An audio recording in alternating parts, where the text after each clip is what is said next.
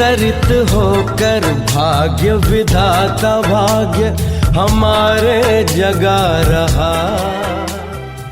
बोली स्वागतम अंबर ये बोला स्वागतम, ये सागर नदियां पंछी बोले आपका शुभ आगमन।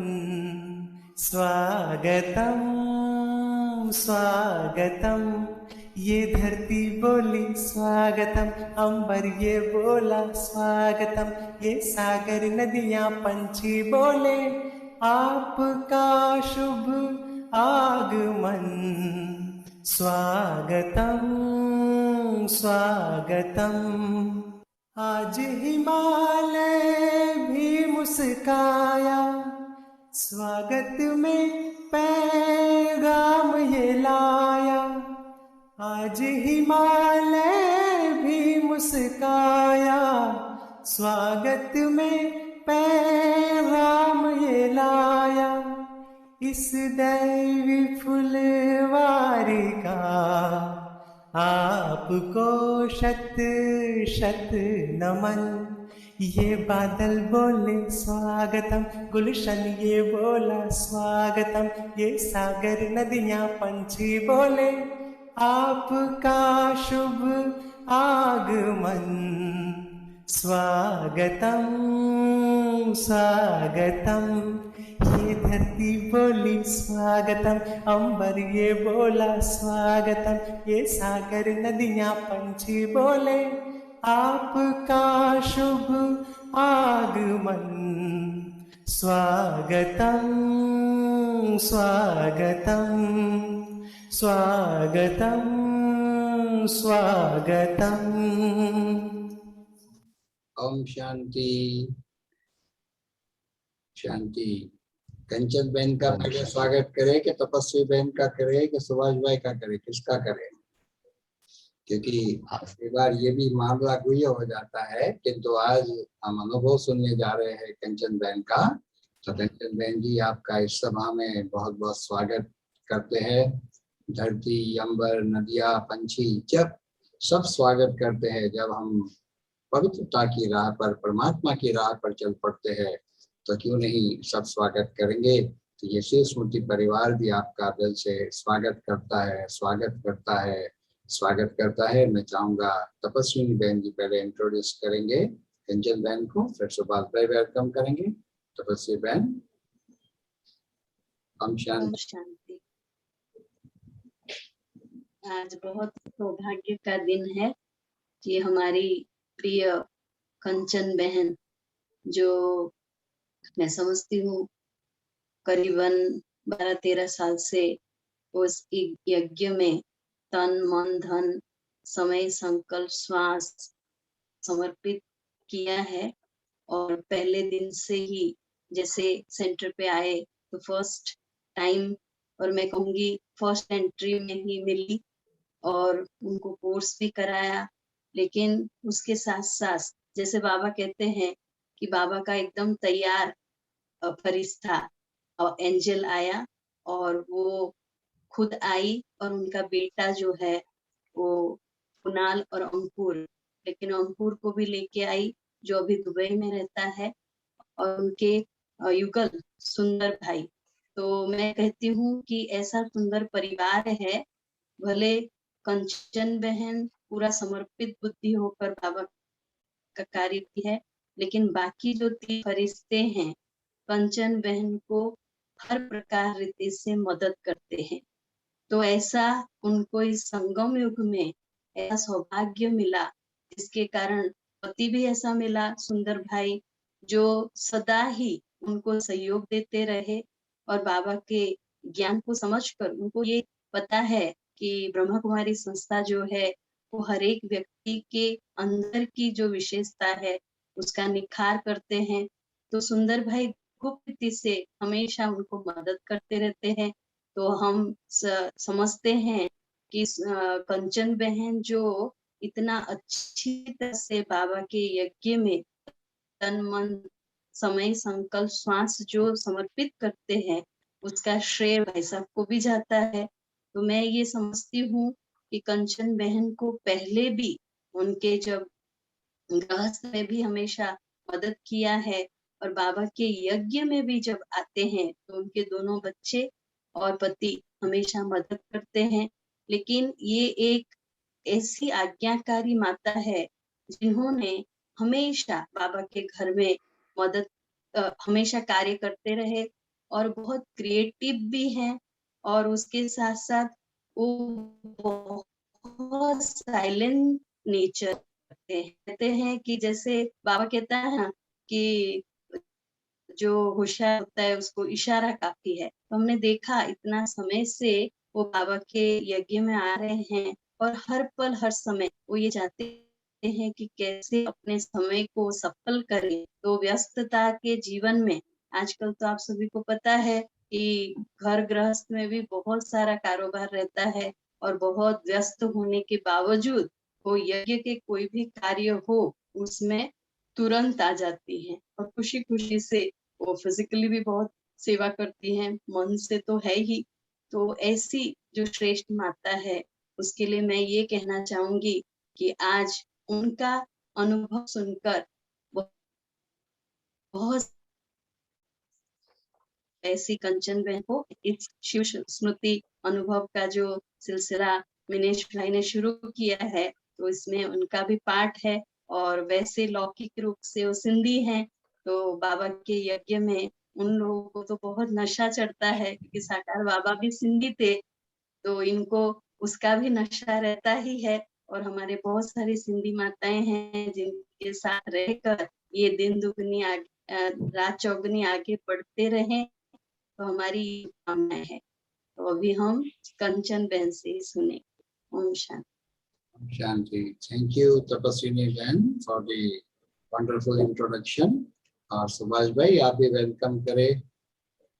सुभाष भाई। ओम शांति कंचन बहन, ओम शांति। आखिर वो दिन आया आज। हाँ, वैसे कंचन बहन का तो व्यक्तित्व बहुत ही बढ़िया है, क्योंकि बाबा इनको याद करता है। कहीं ना कहीं बाबा के मुरली में आता है कंचन काया। हाँ, तो सचमुच बाबा भी आपको प्रति समय याद दिलाते हैं कैसे। और जैसे तपस्विनी बहन ने कहा कि देखो सारा परिवार कमल पुष्प समान, पूरा परिवार, सबको कोर्स कराना, ज्ञान, और ज्यादा करके वो सेंटर पे ही सेवा करते। मैंने जब भी फोन किया या मिले, और सबसे विशेष बात यह है कि हर एक जन, जैसे कि मिनेश भाई आप लोगों ने एक संकल्प किया कि लॉकडाउन में कैसे सफलता मिले, उसी समय हमें भी ऐसी प्रेरणा मिले, हम भी कुछ ऐसे कुछ आर्टिकल लिखे। तो और वैसे कंचन बहन को भी एक प्रेरणा आई कि हम भी कुछ इस लॉकडाउन का उपयोग करें, तो उन्होंने गीत बनाना और गीत गाना शुरू किया। तो प्रोग्राम के अंत में भी वो हमें गीत सुनाएंगे। तो मैं कंचन बहन के लिए दो शब्द कहना चाहता हूँ।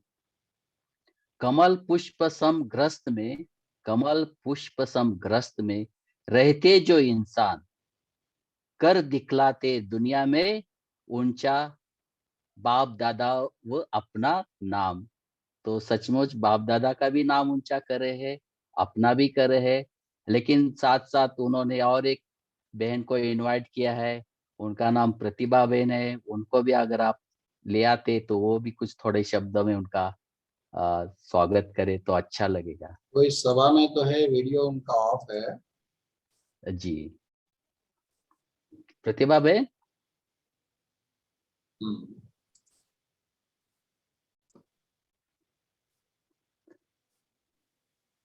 ओम शांति। शांति। कंचन बहन का परिचय तो हमारी तपस्विनी बहन ने दे ही दिया। और कंचन बहन जैसे नाम ही उनका कंचन है, बाबा कहता है सत्युग में कंचन काया। लेकिन अभी से ही हम देखते हैं कि कंचन बहन ऐसे है कि कंचन काया अर्थात कभी वो कहते हैं ना दर्द या ऐसे कभी नहीं उन्होंने कहा है कि आज ये हो रहा है या वो हो रहा है। हमेशा हाजी का पाठ और बहुत हम्बल। और ब्राह्मण जीवन का सबसे बड़ा कहते हैं ना कि बाबा के गिफ्ट है कि बाबा के बने और वो संस्कार हमारे परिवर्तन होते हैं। लेकिन कंचन बहन को लगा ही नहीं कि उनके कुछ ऐसे संस्कार होंगे जो इनको परिवर्तन करना पड़ा होगा, क्योंकि हमेशा शांत, और आवाज कभी उनकी देखी नहीं कि कभी ऊंची हुई होंगी या कुछ भी हो जाए बहुत शांति से। उल्टा हमको कहना पड़ता, क्या बोला कंचन बहन? बोला बहुत शांत और स्वरूप ऐसी है जो अभी नवरात्रियां भी चल रही है, तो एक देवी का स्वरूप ही, ये शांति की देवी आप इनको कह सकते हैं। और जब भी सेवा के लिए बुलाओ, और ये नहीं कि यही सेवा करनी है, ऑल राउंड सेवा है, कहाँ बहनों के साथ जाना है सेवा पे वहां पे भी, और पूरा टाइम शाम का जब भी उनको मिले, जो भी है टाइम मिला तो दीदी ये सेवा करे वो करे, बोलना नहीं पड़ता है, जो देखा वो करना शुरू करती है। तो किचन का बाबा का भंडारा जो है वो हमेशा इनसे दिखाई देगा। शाम को जब भी होगा तो बहनें ढूंढती आज कंचन बहन है या नहीं, तो कंचन बहन को देखने के लिए देखते हैं। तो ऐसी हमारी ये कंचन बहन है, और इनके काफी सारे ऐसे अनुभव है कि कैसे बाबा ने उनको हर रीति से मदद किया, और कैसे परिवार का भी उनको कैसे सहयोग मिल रहा है। पूरे परिवार भले ज्ञान में नहीं है, लेकिन सहयोग रीति से भी, कि कभी ऐसे किसी ने कहा ना नहीं कहा है, कि उनके कैसे कैसे अनुभव है, वो जरूर हम आज उनसे सुनेंगे। कंचन बहन, और शांति। जी प्रतिभा बहन, बहुत अच्छी बात है। और प्रतिभा बहन के मन में इतना प्रभाव है तो जरूर कंचन बहन के पास सोने जैसा खजाना होगा अनुभवों का, तो हम सुनने के लिए बेताब है। लेकिन मैं चाहूंगा सिंधियों का प्रोग्राम और सिंधी में वेलकम न हो तो कैसे बात बनेगी, तो कुछ फीका फीका लगेगा, तो पूजा बहन ये काम पूरा करेगी। अॼु मुंहिंजो अनुभव ॿुधाइण आहियो, तव्हांजे नाले में ई सभु कुझु आहे। अॼु तव्हां अनुभव ॿुधाईंदो त हुन मां असांखे सिखणु मिलंदो कि कंचन कीअं थियणो आहे। बाबा नालो तव्हांजो रखियो आहे, साकार में बि नालो सुठो ई आहे, हाणे अॻियां असांखे बि हुन में अमल करणो आहे। तव्हांजो ॾाढो स्वागत आहे। Thank you. और थैंक यू। वीडियो भी होगा ना? वीडियो जी वीडियो आप वीडियो के हाँ। बाद तो कंचन बहन अपना अनुभव शेयर करना शुरू करें। उससे पहले मैं एक छोटा सा वीडियो प्यारे साथियों आपको दिखाना चाहूंगा, उसके बाद कंचन बहन अपना अनुभव शुरू करेंगे।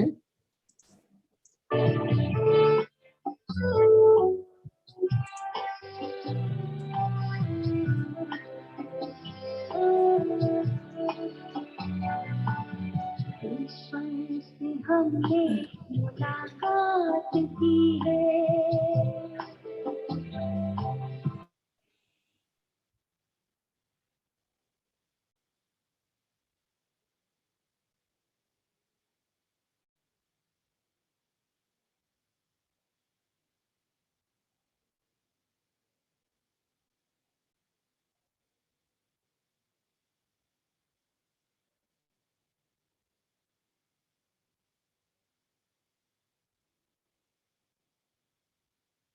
से मिलन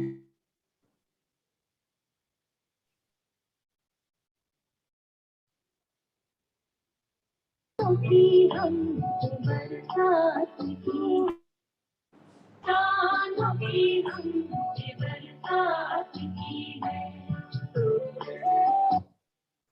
ठीक है, अब कंचन बहन जी आप शुरू करें अपना अनुभव शेयर करना। सबसे पहले तो ओम शांति। शांति। और सबसे पहले बाबा को थैंक्स करूंगी, दिल से बाबा का बहुत बहुत शुक्रिया। और सुभाष भाई, मनीष भाई और हमारी पार्ला सेंटर की सारी दीदियां, उन सबका मैं थैंक्स करती हूँ दिल से।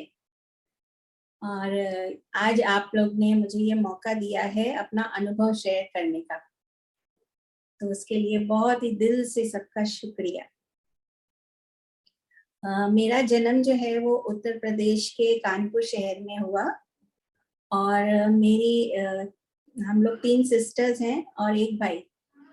तो मेरी मदर जो है वो शुरू से ही कृष्ण की बहुत बड़ी भक्त थी, तो कृष्ण की बहुत भक्ति किया करती थी, और हर साल वो वृंदावन जाया करती थी। और उनके वहाँ पे गुरुजी भी हुआ करते थे, तो वो हर साल हम बच्चों को भी लेके जाती थी, और वो खुद भी जाया करती थी। तो ऐसे करके हमारे अंदर में भी वही कृष्ण की भक्ति के वो संस्कार थे, तो हम भी बहुत कृष्ण की भक्ति करते थे, गीता भी पढ़ते थे। और मेरे फादर गुरु नानक जी के बहुत ही ज्यादा उनके भक्त थे। उनको गुरुद्वारे जाना बहुत अच्छा लगता था, तो वो हर सुबह उनका नियम था, एवरीडे वो गुरुद्वारे जाया करते थे और बहुत उधर सेवा भी करते थे। तो इस तरीके से हम लोग को भी वो गुरुद्वारे भी जाना होता था हमारा, और हम लोग सुबह में गुरुद्वारे भी जाया करते थे और चालिया भी करते थे। 40 दिन जाते थे गुरुद्वारे में और वहां पे जाके मत्था टेकते थे, सेवा करते थे। और लास्ट में फिर 40th डे पे हम लोग प्रसाद बना के लेके जाते थे। तो इस तरीके से हमारे अंदर में ये चालिया का भी रहता था बहुत। और शिरडी के साईं बाबा के मंदिर भी जाया करते थे, मंदिरों में जाया करते थे। तो इस तरीके से हर भगवान को, हर उसको, देवी माँ को, सिंधियों का खास ये होता है कि हर एक को मानते हैं। तो जितने भी देवी देवताएं हैं सबके उसमें सबको मानते हैं। तो सबके मंदिरों में जाना और भक्ति करना, पूजा करना, व्रत करना, नवरात्रि का उपवास, 16 सोमवार, सब कुछ किया, कुछ भी छोड़ा नहीं, सब कुछ करते थे।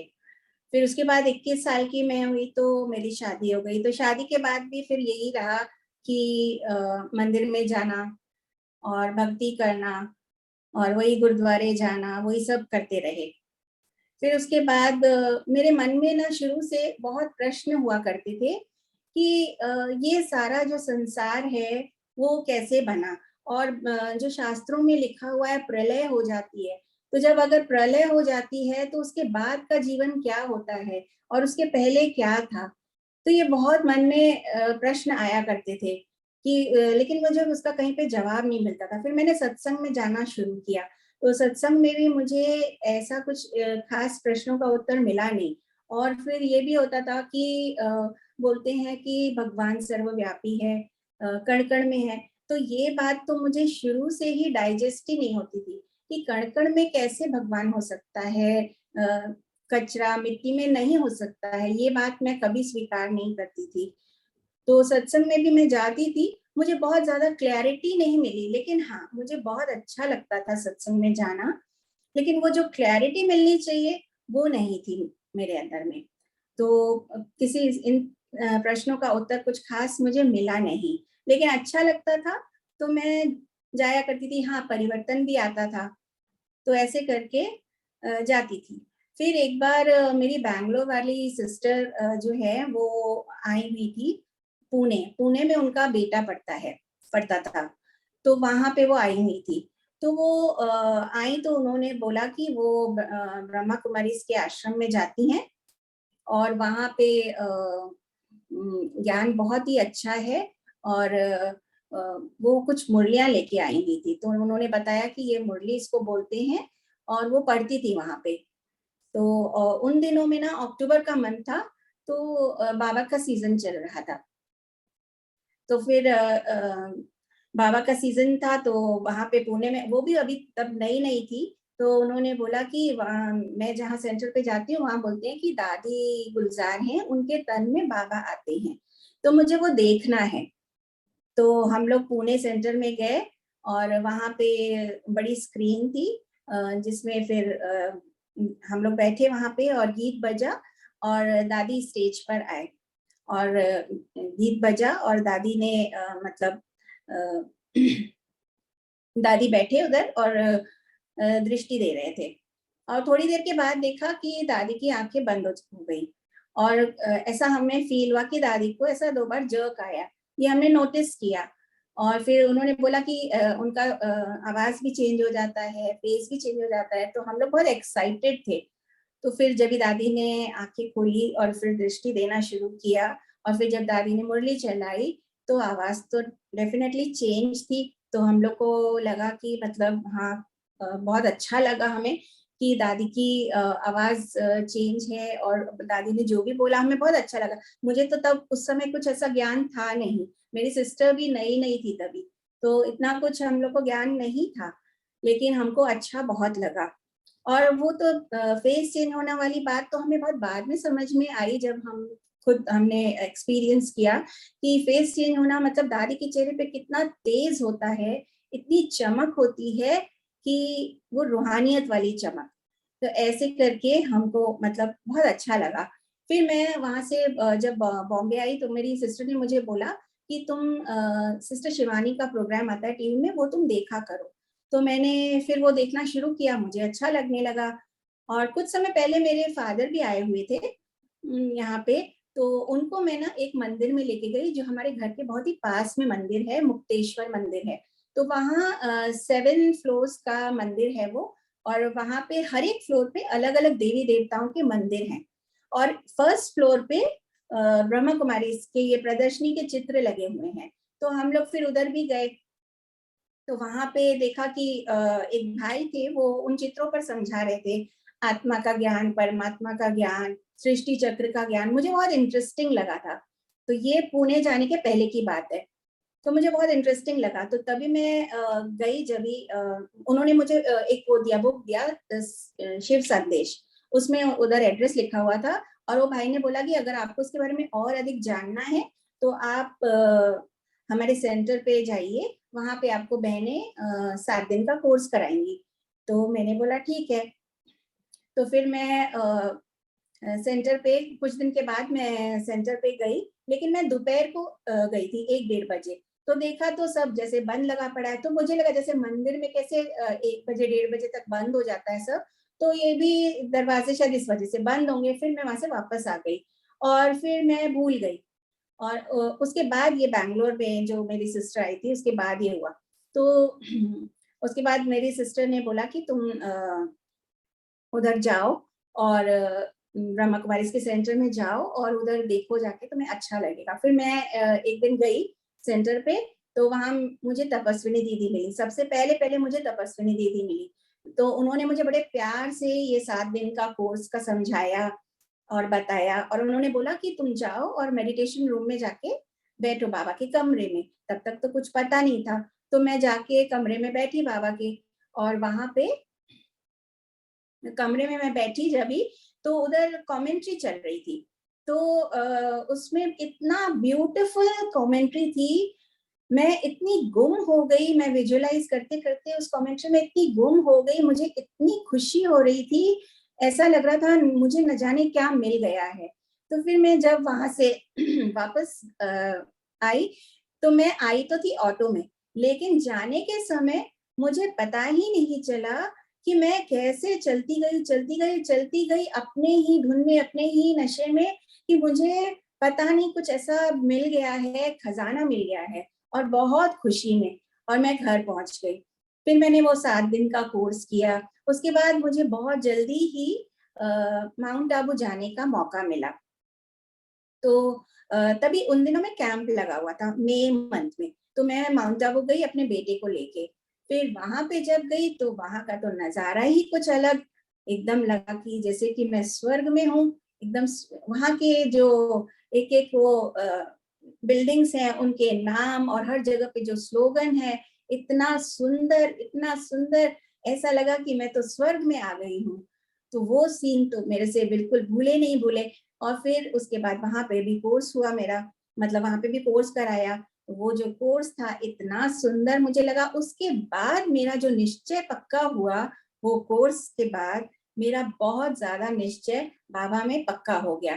फिर मैंने सोच लिया कि बाबा को मुझे कभी नहीं छोड़ना है। फिर मैं वहां से वापस आई तो मैंने सोच लिया कि मुझे बाबा की श्रीमत पर चलना है।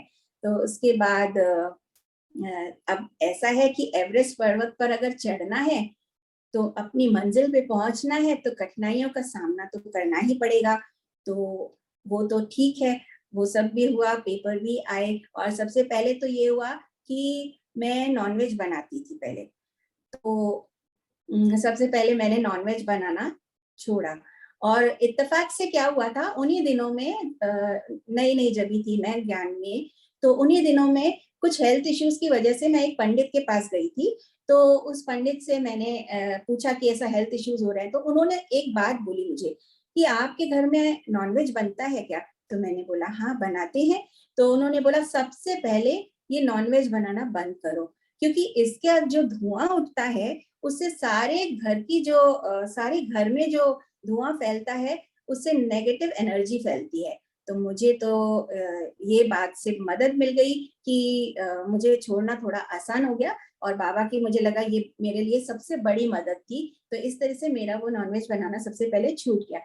फिर उसके बाद अनियन गार्लिक की बात आती है, तो हमारे सेंटर पे आती हैं लीला माता।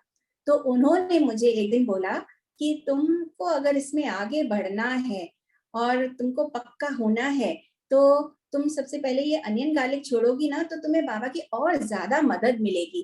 तो मैंने उसी क्षण मैंने प्रण कर लिया, मैं आज से अनियन गार्लिक नहीं खाऊंगी, चाहे कुछ भी हो जाए। फिर मैंने उस दिन से वो छोड़ दिया। पेपर आए, बहुत आए, लेकिन मुझे बाबा की हर कदम पे मदद मिलती गई। वो बोलते हैं ना, हिम्मते बच्चे मददे बाप। तो एक कदम मैंने हिम्मत का बढ़ाया तो बाबा के मुझे 1000 कदम मिलते चले गए। ऐसे करके मैं आगे बढ़ती गई। फिर एक बार क्या होता है कि यहाँ पे दुबई से मेरी सिस्टर इन लॉ का बेटा दुबई से इधर आया हुआ था। तो उसने मुझे अपना पासपोर्ट रखने के लिए दिया कि ये मेरा पासपोर्ट है, ये आप रखो। तो मैंने उसका वो पासपोर्ट रखा, और फिर जब वो जाने वाला था तो उसने मुझसे अपना पासपोर्ट मांगा। तो मैंने जहाँ मैं रखना चाहिए था, मैं वहां पे देखा तो वहां था नहीं। फिर मैंने पूरा घर ढूंढा, मुझे कहीं भी उसका पासपोर्ट नहीं मिला। तो फिर मैं शाम को सेंटर गई, बाबा के पास मैं बैठी, और बाबा के पास बैठते ही मैंने बाबा को बोला, बाबा मेरा सिस्टर इन लॉ का बेटा जो है, वो बच्चा कल सुबह उसकी फ्लाइट है, मुझे उसका पासपोर्ट मिल नहीं रहा है, तो आप ही बताओ किधर रखा है। तो जैसे कि मुझे बाबा ने उसी समय टचिंग दिया कि घर जाओ, ये कबर्ड खोलो, इस पर्स के अंदर तुम्हारा वो पासपोर्ट रखा है।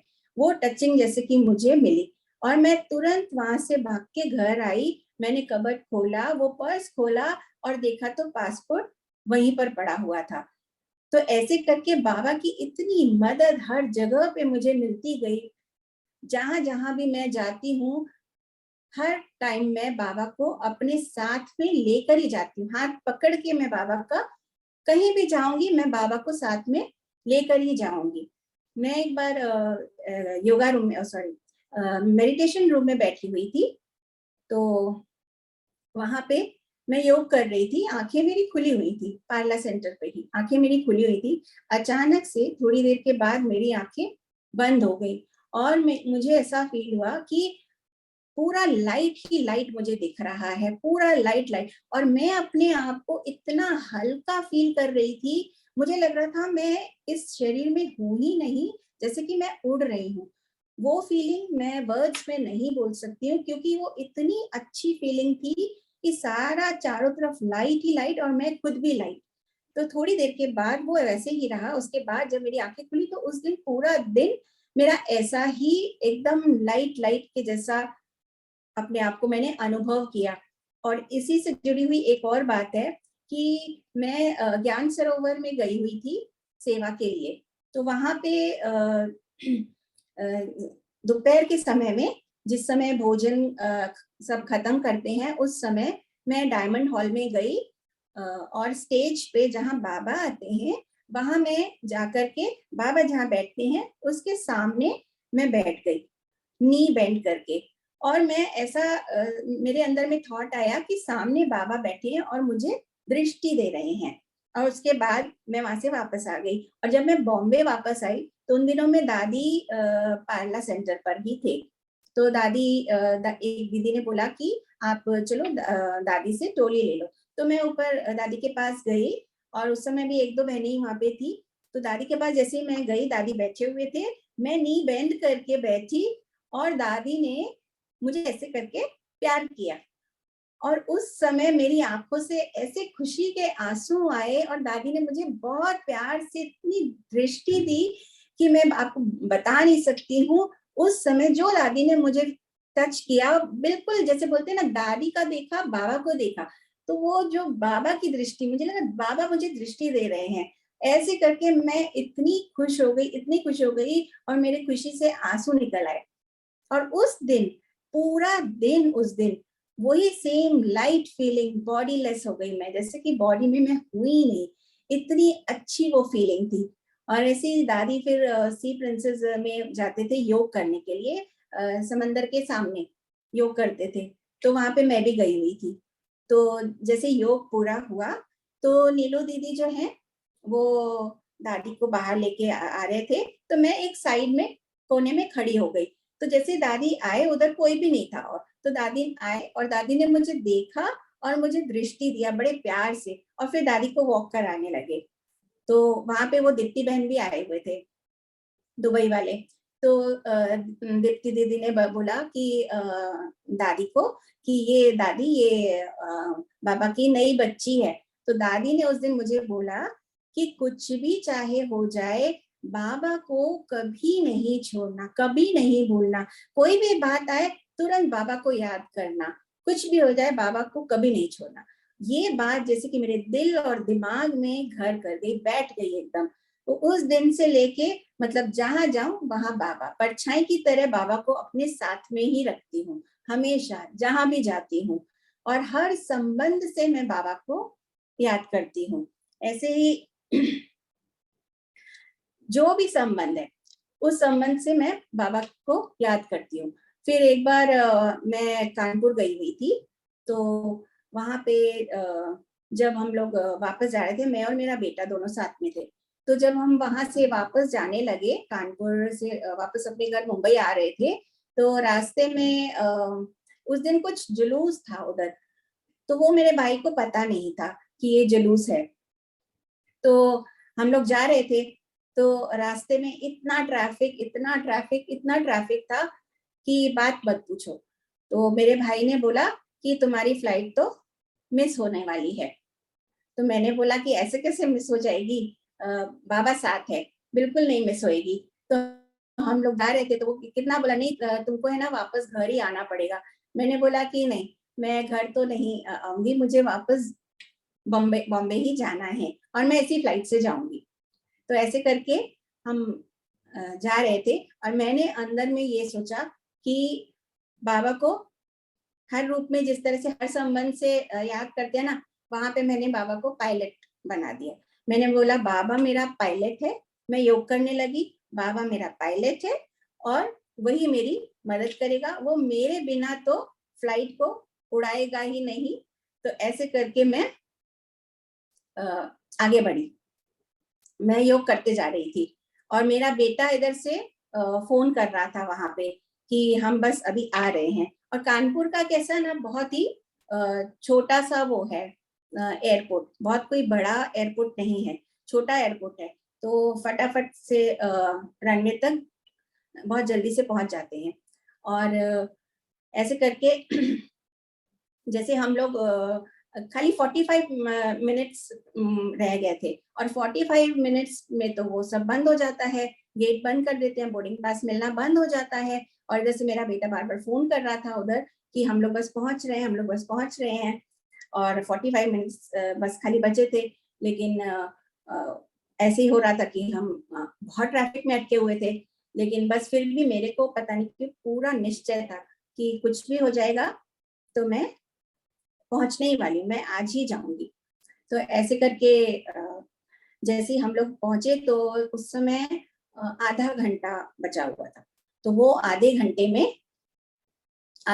में वो हम वहां पे जैसे ही पहुंचे तो हमको उन्होंने अंदर लिया और गेट बंद कर दिया, गेट बंद हो गया।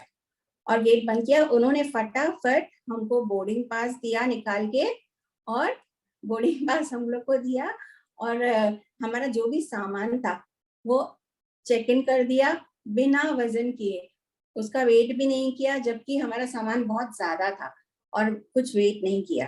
तो ऐसे करके हमारी सीट भी जो है वो अपग्रेड कर दी बिजनेस क्लास में, और बिफोर टाइम टेक ऑफ हुआ। तो हम फटाफट गए और बैठे फ्लाइट में और चले गए। बाद में मुझे मेरे भाई ने बोला कि हमारे अंदर जाने के बाद और भी तो लोग थे ना जो फंस गए थे, उसमें पीछे जो आने वाले थे वो और भी फंस गए थे, किसी को भी उन्होंने अंदर आने नहीं दिया। तो उनकी सबकी फ्लाइट मिस हो गई, जो पीछे दूसरे और भी हमारे आए थे। तो ऐसे करके हर जगह पे बाबा की मदद मिलती गई। और एक बार आबू जा रहे थे फिर सेवा में, ज्ञान सरोवर। तो तभी क्या हुआ कि तभी भी निकले तो ऑन टाइम ही थे, घर से ऑन टाइम निकले, लेकिन रास्ते में ऐसा हुआ कि उस दिन भी मुझे बहुत ट्रैफिक मिला। ये सेम इंसिडेंस ऐसा ही हुआ, उस दिन भी मुझे काफी उधर ट्रैफिक मिला, लेकिन मेरे अंदर में यही था कि मैं पहुंच जाऊंगी, बाबा मुझे कैसे भी करके अपने पास ज्ञान सरोवर में बुलाएंगे। तो मैं जा रही थी और बस योग करते जा रही थी, और मैं फील कर रही थी कि ऐसे बाबा का हाथ है और बाबा ने ऐसे मुझे पकड़ के अंदर ट्रेन में बिठाया और मैं ज्ञान सरोवर पहुंच गई और वहां पे मैं सेवा कर रही हूँ। ये मैं विजुअलाइज करती जा रही हूँ।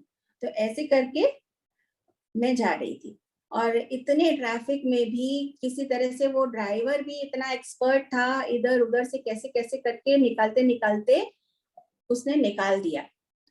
और मुझे जैसे ही वहां पे पहुंचाया स्टेशन, तो वहां पे जो कूली था उसने बोला कि ट्रेन तो आपकी 1 मिनट में चली जाएगी, आप नहीं पहुंच पाएंगे, क्योंकि इस पार से उस पार जाना था, एक सीढ़ी चढ़ना था, फिर नीचे उतरना था, फिर वापस चढ़ के दूसरी तरफ जाना था। तो ऐसे करके उसने बोला आपकी ट्रेन तो मिस हो जाएगी। मैंने बोला तुम चलो, नहीं मिस होएगी।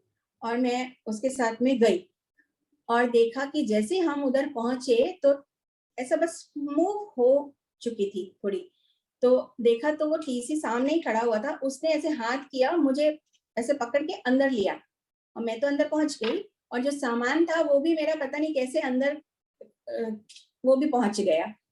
तो ऐसे करके जहां जहां मैंने जब जब बाबा को याद किया, वो हर जगह हर पल मेरे साथ में हाजिर हो गया। तो वंडर है सच में बाबा का कि इतनी मदद मिलती है हर पल। और मुझे ड्रामा का जो है वो बहुत अच्छा लगता है, ड्रामा का ज्ञान जो है वो मुझे बहुत ज्यादा पसंद है, कि बाबा का जो ड्रामा का ज्ञान है उस पे मेरा बहुत पक्का निश्चय है कि ड्रामा एकदम एक्यूरेट है। कुछ भी बात हो जाती है, कोई भी बात हो जाती है, मैं हमेशा ड्रामा को ही याद करती हूँ, नथिंग न्यू, बिल्कुल एक्यूरेट है, जो हो रहा है वही सही है और वही होना चाहिए। तो ये बात मुझे बार बार याद आती रहती है, और बाबा में तो मेरा 100% निश्चय है ही है।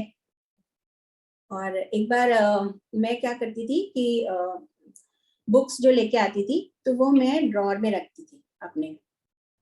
तो मेरे युगल जो है वो ड्रॉर जब खोलते थे, मैंने एक बार देखा कि वो ड्रॉर खोल के उसमें दादी प्रकाश मणि का एक बुक रखा हुआ था। तो मैंने देखा कि वो जब भी आते हैं शॉप से, वो ड्रॉर खोल के वो ऐसे करके नमस्कार करते हैं, बात करते हैं उनसे, और ऐसा करके उनको नमस्कार करते हैं। तो मुझे इतना अच्छा लगा कि देखो कि कितना कमाल है बाबा की, और धीरे धीरे करके मुझे सबका इतना ज्यादा सहयोग मिला ना, कि मेरे युगल ने भी, मेरे हस्बैंड ने बहुत ज्यादा मुझे सपोर्ट किया है हर बात में। और आज तो ऐसा है कि जब भी लॉकडाउन में भी उन्होंने ऑनलाइन कोर्स भी किया, और आज वो खुद भी मतलब बाबा के साथ योग भी लगाते हैं, बाबा से बात भी करते हैं, और बाबा को सच में शुक्रिया भी करते हैं। तो आज वो भी भले चाहे सेंटर आते हैं कि नहीं आते हैं, लेकिन है तो बाबा के बच्चे ही। तो ऐसे करके मुझे बहुत बहुत सपोर्ट सबका मिलते गया।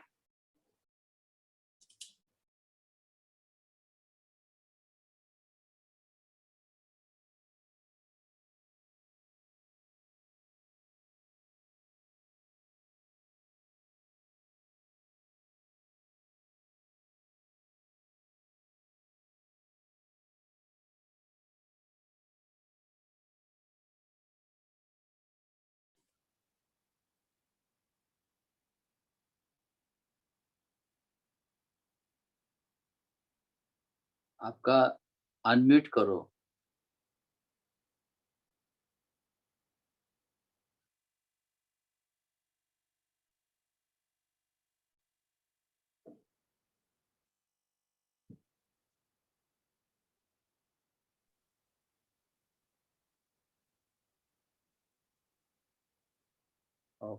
ओके। हाँ जी। हाँ, तो ऐसे ही बाबा के साथ में ऐसे कई ऐसे अनुभव हैं, कई छोटी छोटी बातें हैं, हर दिन हर पल डेली के भी जो भी बातें होती है डेली में भी, तो उसमें भी मुझे हर चीज में मदद मिलती है। और सबसे बड़ी बात कि घर का वाइब्रेशंस जो है, ये घर में भी जो भी आते हैं उनको भी है ना, वो आके कुछ ऐसा फील करते हैं, उनको ऐसा लगता है कुछ तो इधर हमें बहुत ही शांति मिलती है। हमारे नेबर्स हैं और भी जो मेरी फ्रेंड्स भी हैं, वो लोग भी जब ये आते हैं इधर तो उनको भी ऐसा फीलिंग आती है कि तुम्हारे पास इधर आके घर में ना बहुत ही शांति का अनुभव होता है। कुछ तो ऐसा है जिससे कि हमें बहुत ही इधर शांति मिलती है। और कोई भी बात होती है तो मुझे पूछते हैं ऐसे कि इसमें अभी मैं क्या करूं और कैसे करूं, आप बताओ मुझे।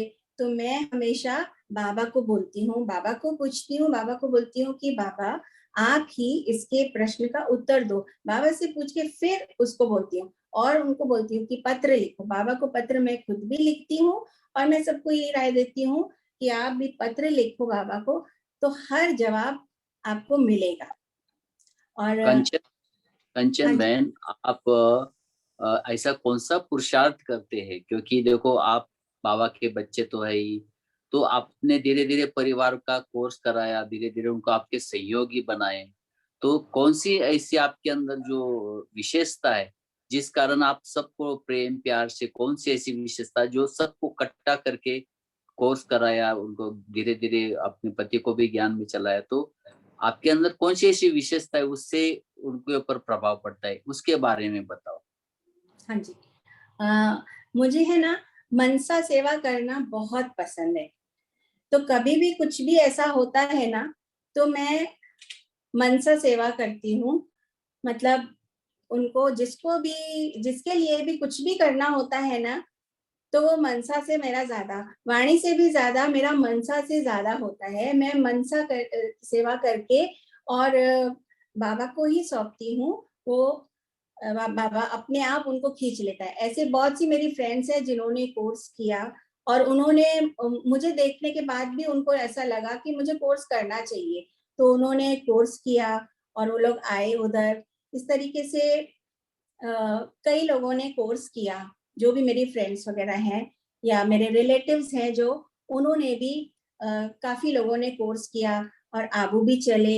आबू जाने के बाद भी कई लोगों को ऐसा लगा कि उन्होंने भी कोर्स किया, आबू चले और फिर वहां से आने के बाद उनको बहुत अच्छा लगा, उन्होंने कोर्स किया।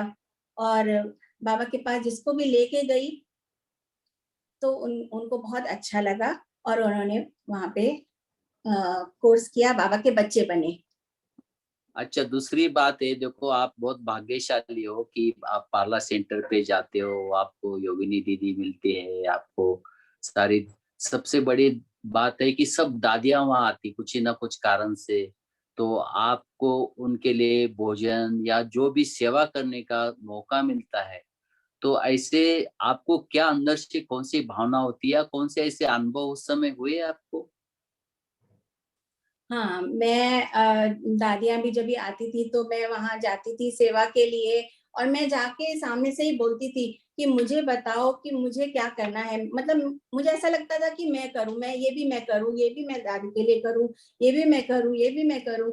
ऐसे जाके मुझे बहुत बहुत उधर बहुत ही अच्छा लगता था कि मैं जाके जितना मेरे से हो सकता है, चाहे तन मन धन जो भी है, जिस तरीके से भी है, मैं आगे बढ़ती जाऊं और सेवा जितना मुझसे करानी है वो मैं कर सकूं।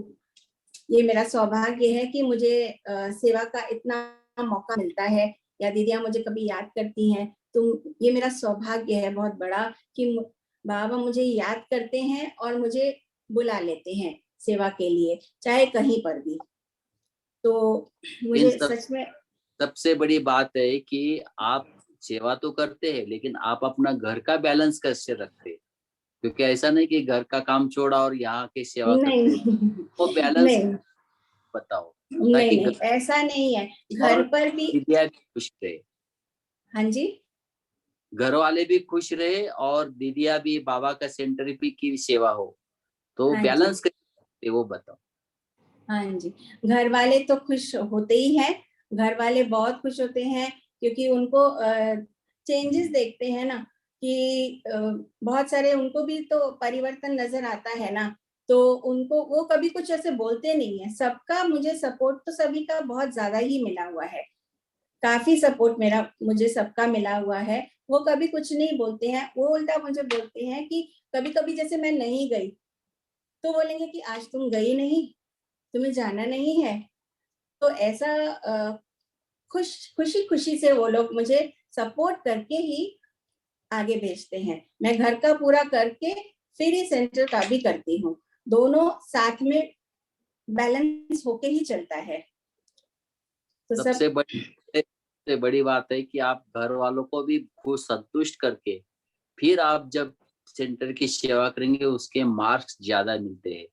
तो आप मधुबन में कई बार आए होंगे, तो मधुबन में कौन सी ऐसी अच्छी चीज लगी आपको जो आपके दिल में ऐसे छाप छूट गई है? मधुबन के बारे में आपके बहुत बड़ा मतलब रिस्पेक्ट पैदा हो गया, प्यार पैदा हो गया, ऐसी कौन सी चीज आपको प्रेरणा देती, उसके बारे में बताइए थोड़ा। मधुबन जब भी हम आते हैं ना, तो वहां मुझे सबसे अच्छा क्या लगता है ना, हर एक के चेहरे पे मैं देखती हूँ कि एक मुस्कान, जिस जो भी मतलब ऐसा लगता है कि ये मेरा परिवार है अपना। जिससे भी हम बात करते हैं तो हर कोई इतना अच्छे से खुशी से जवाब देते हैं, इतना अच्छे से सबके चेहरे पे मैं देखती हूँ, इतनी खुशी होती है, इतना प्रेम होता है। कभी ऐसा नहीं लगा कि मतलब यहाँ पे कुछ ऐसा वो है कि एक जैसे परिवार कैसा होता है ना, हर कोई छोटा बड़ा जो भी डिपार्टमेंट में चले जाओ, जहाँ पे भी चले जाओ, वहाँ हर एक जो है वो बहुत खुशी से वो हमें सब बताते भी हैं, गाइड करते हैं हमें, इतना अच्छे से ऐसा स्वागत भी करते हैं, ऐसा भी बोल सकते हैं। और जो पूछो वो इतना प्यार से समझाते हैं। तो और मुझे खुद को भी सबके अनुभव सुनना, ये तो मेरा पहली बार का ये चांस मुझे मिला है कि ऐसा अनुभव का क्लास हुआ है। Thanks to you and thanks to Madhuban की टीम और सबको। लेकिन मुझे सबके अनुभव सुनना बहुत अच्छा लगता है, तो मैं वहां जा जाके सबसे पूछती थी कि आप कैसे आए ज्ञान में, आपको कैसा मतलब आप का परिवर्तन, और मैं सामने जाके सबको पूछती थी, तो उससे भी मुझे बहुत प्रेरणा मिलती थी, बहुत मुझे कुछ सीखने को मिलता था। तो हर एक भाई से, कोई बहन हो या सबसे मुझे बहुत कुछ सीखने को मिलता था। और यहाँ पे भी सेंटर पे भी जो बहनें दूसरी आती हैं, जैसे लीला माता का मैंने बताया, मुझे उनका भी उनका लास्ट थर्सडे को जिनका था अनुभव, उनसे भी मुझे बहुत ज्यादा सीखने को मिला। मैं तो बोलूंगी कि मैक्सिमम मुझे उन्हीं का ही काफी सपोर्ट था। और बीच बीच में तो मैं थोड़ा ऊपर नीचे भी हो जाती थी, क्योंकि मुझे कभी कभी, जैसे मैंने बताया कि मुझे अपने प्रश्नों की क्लैरिटी नहीं होती थी, लेकिन यहाँ आने के बाद तो मेरे को बहुत ज्यादा मेरे प्रश्नों को सारे प्रश्नों के जैसे कि मुझे उत्तर मिल गए, कि कुछ रहा ही नहीं। जैसे मैंने बताया कि मुझे पहले क्या दुनिया पहले कैसी थी, क्या था, वो सब मुझे बहुत जानने का वो अंदर में वो होता था, उत्सुकता होती थी कि क्या था। और भगवान का भी जैसे बताया कि कण कण में बोलते हैं, तो ये सब यहाँ आने के बाद मुझे इतनी ज्यादा क्लैरिटी मिल गई कि मुझे लगा कि मुझे और किधर जाने की कोई जरूरत ही नहीं है, ये मेरी सही मंजिल मेरी यही है, और जहाँ मुझे जाना है ये मेरी परफेक्ट जगह पे मैं आ चुकी हूँ। तो ऐसे करके बहुत मुझे सबका सपोर्ट मिलते गया, बहनों का भी सेंटर पे मिलते गया सबका सपोर्ट। बहुत अच्छी बात है। देखो, माताओं को वैसे भी बाबा ने आगे रखा है, माताओं के सिर पे ज्ञान का कलश रखा है, तो माताएं धीरे धीरे सबको बाबा का ज्ञान सुनाती है।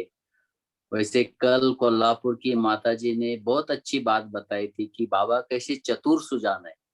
तो उन्होंने बहुत अच्छी बात बताई कि कोरोना के समय उनको फ्रैक्चर हो गया, और फ्रैक्चर होने 3 फ्रैक्चर हो गए उनको, और फ्रैक्चर होने के बाद जब डॉक्टर के पास गए तो उन्होंने कहा कोविड की टेस्ट करो। जब कोविड की टेस्ट कर तो पॉजिटिव आए, और पॉजिटिव आए तो 14 दिन उनको बंद कमरे में बैठना पड़ा। लेकिन उसके बाद जो मिरेकल हो गया, जिस उनको ऑपरेशन करना था, तो वो 15 जो लॉकडाउन के बाद जो उनका जो क्वारंटाइन हो पूरा हो गया, तो बाद में डॉक्टर ने देखा तो ये तो हड्डी जुड़ गई, ऑपरेशन करने की जरूरत ही नहीं। तो मैंने देखा कि माताओं के लिए इतना बाबा का प्यार है और इतना ध्यान रखते हैं। तो मैं आपको और एक बात पूछना चाहता हूँ, क्योंकि लॉकडाउन के समय आपने कैसे उसको सफल किया? क्योंकि आप गीत सीखे और आज लास्ट में आप गीत भी गाने वाले हो। तो ये कैसी प्रेरणा आई आपको कि हमें गीत गाना है और गीत सीखना है? तो उसके बारे में थोड़ा बताइए आप। हाँ, लॉकडाउन पीरियड में एकदम घर पर ही बैठना होता था। जो भी है सब कुछ घर पर ही करना है। तो प्रोग्राम्स रखते थे ना, ऑनलाइन प्रोग्राम्स बहुत हुआ करते थे ना लॉकडाउन पीरियड में। तो सेंटर से भी कुछ कुछ ऐसे प्रोग्राम्स रखते थे जिसमें कुछ बोलते थे कि आज ये गीत गाना है, आज ये करना है, आज वो करना है। तो ऐसे करके मैंने उसमें गीत गाना मैंने स्टार्ट किया। जो वो प्रोग्राम्स रखते थे ना, तो उसमें मैं गीत गा के रिकॉर्ड करके वो मैं भेजती थी। तो तभी मुझे लगा कि मैं भी गीत गा सकती हूँ, और मैं क्यों ना मैं बाबा के गीत गाऊं। इसीलिए फिर लॉकडाउन पीरियड में मेरे को ये भी लगा कि मुझे थोड़ा सा सीखना चाहिए, जैसे कि मैं बाबा के गीत बहुत अच्छी तरह से गा पाऊं। अभी वो पीरियड चल ही रहा है सीखने वाला, कि मैं सीख रही हूँ, और लॉकडाउन पीरियड में भी सीख ही रही थी। और काफी मैंने गीत गाए और रिकॉर्ड भी करके और फिर प्रोग्राम्स में भेजती गई। और फिर इस तरीके से अभी मैं वो बाबा के ही गीतों पे ज्यादा कंसंट्रेट करके और उसको गाने की कोशिश करती हूँ, क्योंकि अभी तो सीख ही रही हूँ। तो जो भी गाती हूँ थोड़ा बहुत, तो वही कोशिश है कि तो जितना हो सके मैं बाबा के अच्छे से अच्छे गीत गा सकूं और आगे थोड़ा सा बाबा की सेवा कर सकूं। मेन होता है मेरा अंदर में जिस तरीके से बाबा को मुझसे जितनी सेवा जैसे लेनी है, वैसे जिस तरीके से मैं दे सकूं वो मैं दूं। ये मेरे अंदर में ये भाव हमेशा रहा है। बहुत अच्छी बात है, और हम सभी को बहुत अच्छा लगा आपका अनुभव सुन के। तो मैं आपको रिक्वेस्ट करना चाहता हूँ कि आपने कौन सा गीत तैयार किया, आप एक गीत गा लो। उसके बाद हमारे बीच में दिलीप डॉक्टर जी भी आए हैं। तो दिलीप डॉक्टर जी हमारे पास लास्ट में जो मेडिटेशन का गीत है वो गा के फिर हम मीटिंग पूरी करेंगे। तो सबसे पहले आपने जो गीत बनाया, आप जो गाते बना हैं है मतलब वो मैंने गीत। तैयार किया है। हाँ।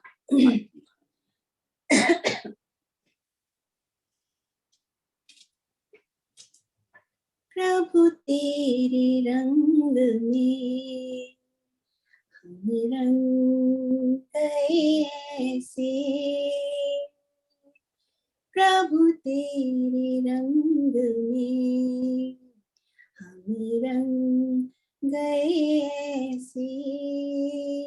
हमें लगता है कि रहे, हमें लगता है कि रहे हम संग सदा जैसे, प्रभु तेरे रंग में। मिलन की आश में क्या क्या सितम उठाए हैं, नैन भी खोए चैन अपने भी हम गवाए हैं। तुमको पाए तो जीवन नया पाए हैं, जीने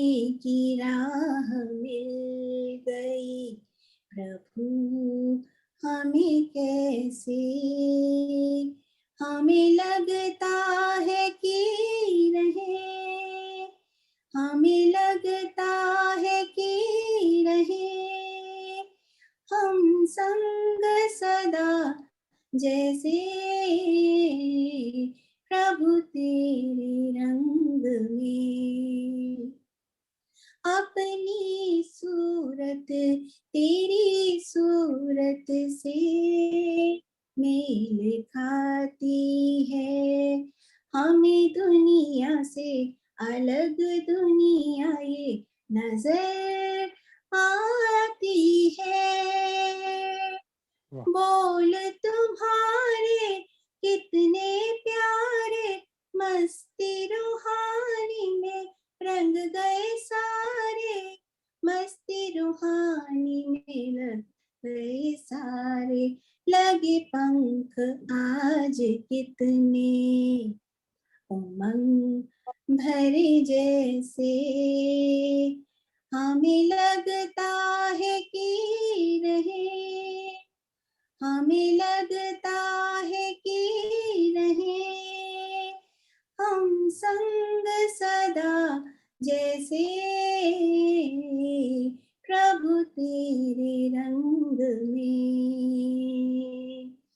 नहीं पहचान तेरी थी जरा भगवान हमें, फिर भी अभिमान तो था ज्ञान का बड़ा ही हमें, प्यार में ऐसे बांधा बना के अपना हमें। कोई डोर हो बंदी जो पतंग भी जैसे, हमें लगता है कि रहे, हमें लगता है कि रहे हम संग सदा जैसे प्रभु तेरे रंग में हम रंग गए ऐसे। बहुत अच्छा, बहुत अच्छा। देखो कितना सुंदर वाह सुर, वाह, थैंक यू, बहुत। सुर ताल perfect. Thank you, thank you, thank you. तो डॉक्टर साहब आप भी दो शब्द बोल लिए और फिर आप भी एक लास्ट मेडिटेशन का गीत गाओ, फिर हम मीटिंग को पूरी जी, कर। बहुत अच्छा गीत सुनाया बहन जी ने। मुझे तो लगा कि इसी गीत पे हम मेडिटेशन हो जाता, लेकिन अच्छा लगा सब सुन के। और खास आपने जो अनुभव सुनाया अव्यक्त बाप दादा का और उनके रथ का, तो इसीलिए मुझे ऐसा लगता है कि हम अव्यक्त बाप दादा का आह्वान करें इस मीटिंग को एंड करते समय और याद करें बाप दादा को। तो ऐसा ही एक गीत मैं सुनाना चाहूंगा।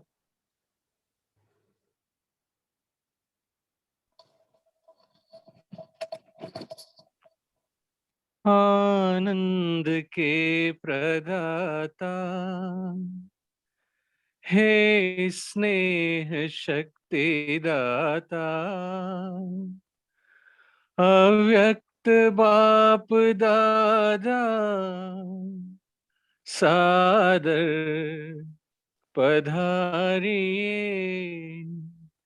मंजुल मधुर निमंत्रण अंतःकरण से कण कण प्रभु आपको बुलाता, सादर पधारिए, सादर पधारिए। कोमल सी भावनाएं, निर्मल हृदय का कहना, संगम युग में बाबा संग आपके ही रहना, धरती ये नगमे गाती, अंबर भी गुनगुनाता, संसार सारा गाता, सादर पधारिए, सादर पधारिए, आनंद के प्रदाता, हे स्नेह शक्ति दाता, अव्यक्त बाप दादा, सादर पधारिए, सादर पधारिए, सादर पधारिए।